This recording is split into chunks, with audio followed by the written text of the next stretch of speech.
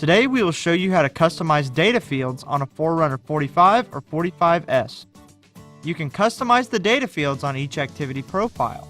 Begin by pressing the Start key. Select the profile that you would like to edit. For this video, we'll be using the Run profile. Here's where you can see the data fields for that activity profile. Press the down key to access an options menu. Then select Data Screens and choose which screen you would like to edit. You can change the layout of the data fields by selecting Layout.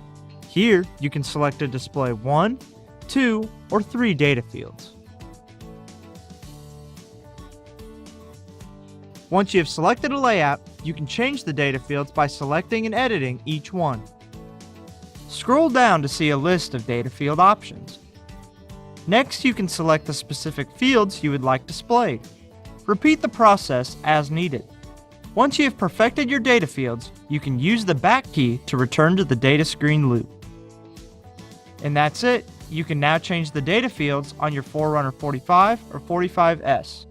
For more help, visit support.garmin.com.